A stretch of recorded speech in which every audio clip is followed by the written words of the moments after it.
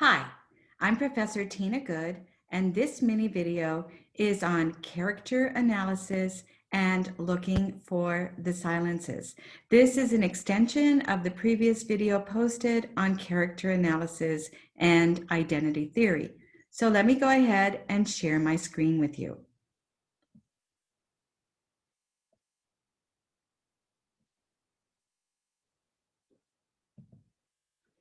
This is a PowerPoint I've developed to help you negotiate analyzing characters for your literary analysis assignments. First, let's talk about what kinds of questions we may ask when analyzing characters. These are in addition to the questions that I mentioned when we talked about identity theory. So these are very traditional ways of looking at characters. Probably you have done much of this before, but let's just articulate them here. So we would ask whether or not a character is a main character or a minor character. In movie speak, this might be your leading characters as opposed to your supporting characters. But notice we are also going to be looking at our silenced characters. Characters that are there or their work is there, but they have little to no visibility. We also might ask the question of whether or not our character is a protagonist, an antagonist, or something different. We may ask if our characters are round characters or flat characters or somewhere in between. If our character is a reliable or unreliable character.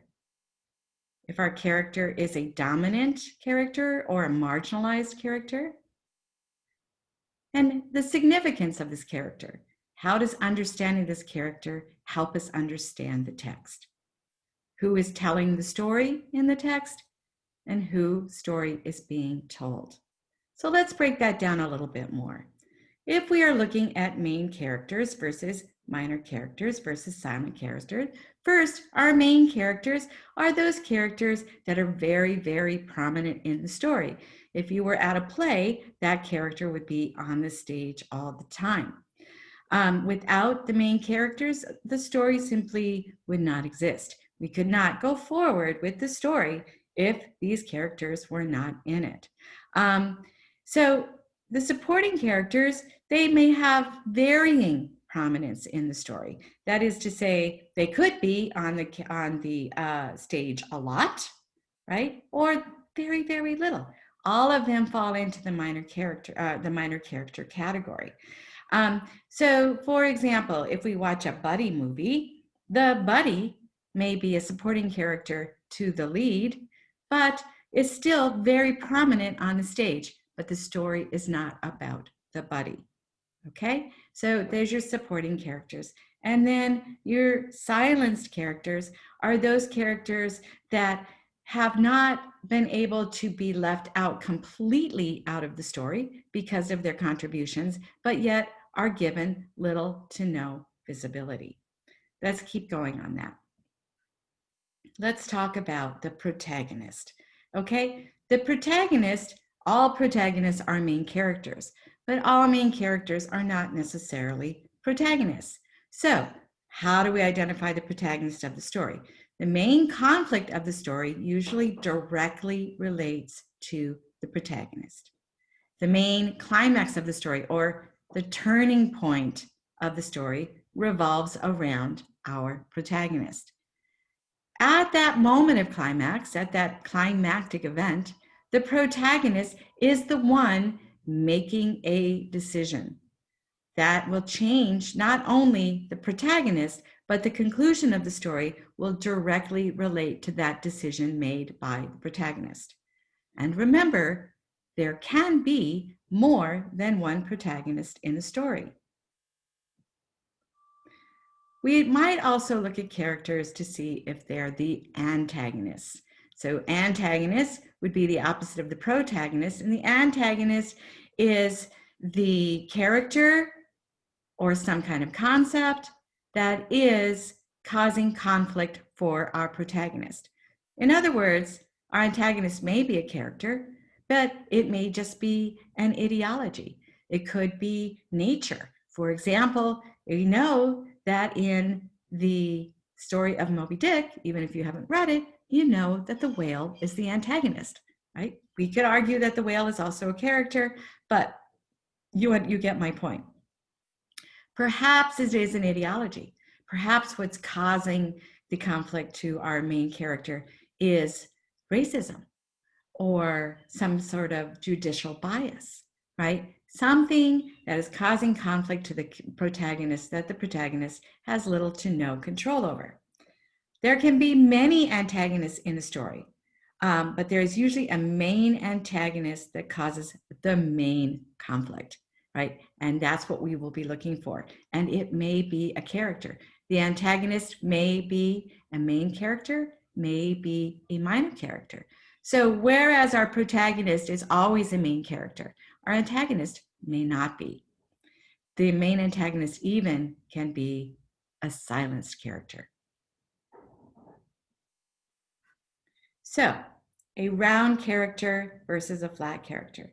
Now, you've probably heard of this before, and what we're looking at there is as to whether or not the character has changed, right? We used to say a round character shows growth from the beginning to the end of the story, but that assumes that the change is positive, and we know the change is not always positive. So now we just say, because of the climactic event, because of the conflict experienced by the main character, has there been a fundamental change in the character as a result of that? If so, we probably have a round character, right?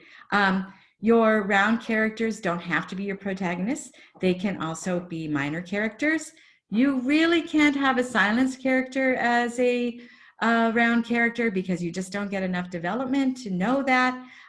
So we can kind of leave them out for round characters. Also, a round character has complex development. That means we know a lot about that character. We get a lot of information about that character, and that character can surprise us in the way that characters and human beings can make, surprising decisions. We're not all good or all bad or pure evil or all kind, right? We're human and we do things differently and we make different decisions based on our context. If that is what's happening with your character, you very likely have a round character. So a flat character, would be the opposite. And that is to say that the flat character undergoes little to no change from the beginning to the end of the story. Even if the character experiences some kind of conflict, that conflict does not cause significant change in the character from the beginning to the end of the story. A flat character is generally not complex. Now, understand it's very hard to write a purely flat character. So this is on a continuum between flat and round. A character can be more or less flat or more or less round, but nevertheless, a flat character remains mostly not complex. A flat character generally draws on a stereotype or a literary trope for our understanding.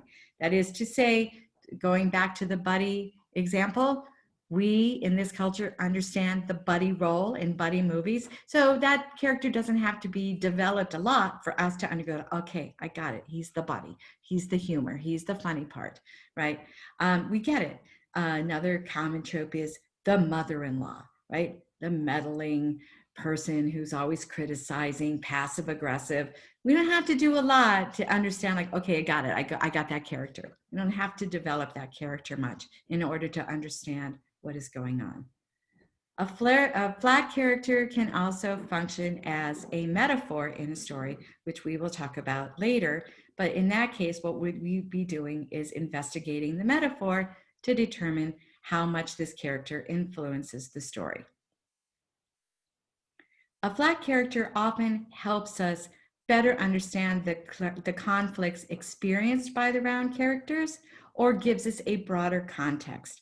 So because we can't always understand everything that's going on in the main character, the flat characters can give us other perspectives, other insights into the conflict.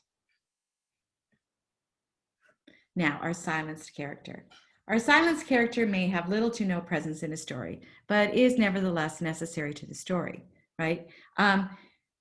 This goes to that idea of what I often call the medieval feast. And that is, in the medieval feast, you have this great feast. And the feast is crucial to the culture because the feast either is celebrating some sort of victory or sending off the warriors to battle. Perhaps it is a wedding feast. It is crucial to the culture. And yet, we get no stories of food preparation, right? We get detail after detail after detail for the battle scenes, but we get nothing with regard to preparation of the feast. And when we think about why that happens, we begin to look at the structure of the society. Who is preparing the feast? Very likely it is the peasants preparing the feast, and they reside at the bottom of the hierarchy.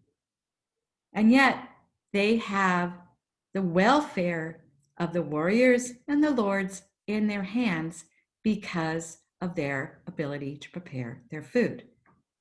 That is what we call a cultural anxiety. That because of the system in place, keeping that social order, there is inherent inequality, which threatens to undermine or destroy the culture as it is known on a day-to-day basis. That is to say, the peasants could easily poison the food and take down the warriors and the lords all in one sweep. And they would do so because of oppression or subordination within the society. It is so systemic that it is believed that the system cannot be changed, and yet that inequality that exists within that system poses a threat to the dominant group.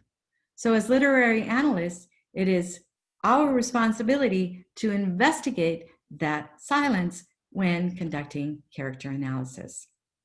That character could show up as a person who is there, but has little to no lines, or as in the medieval feast, we never see the character, but we only see the character. We only see, the work of the character.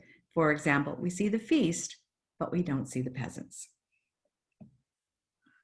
Reliable and unreliable characters. Here we ask the question, can we trust this character and the character's perspective, right? Does this character give us a good insight into what's happening so we can base our analyses on this character's perspective, or is the character suspect? How do we determine that? We ask the following questions. Is the character able to self-reflect, or does the character just blame others for his or her predicament?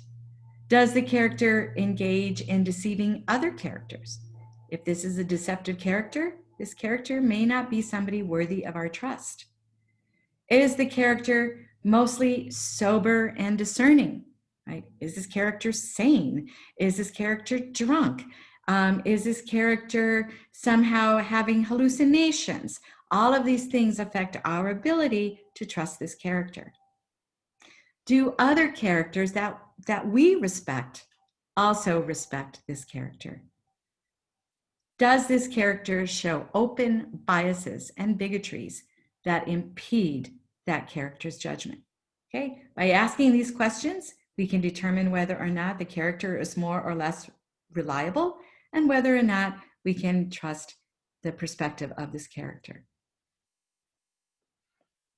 So also, this ties back to the identity theory, and that is this idea that characters can be dominant or marginalized within the society based on categories that they have been placed in that have little to do with their own control.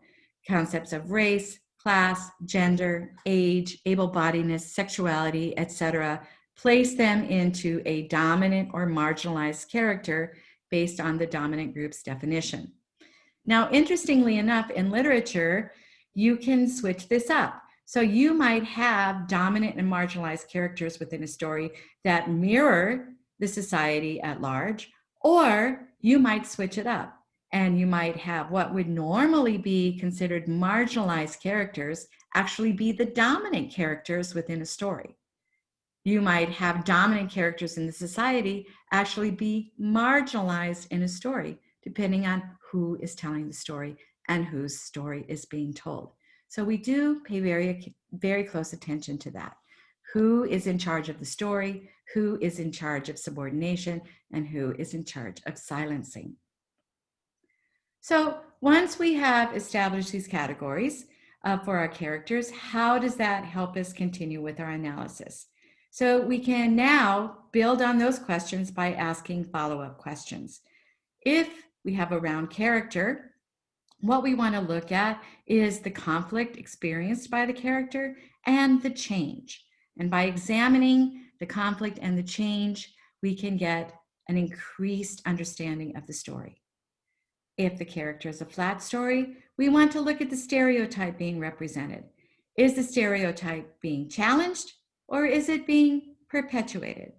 What does that stereotype tell us about the culture within the story?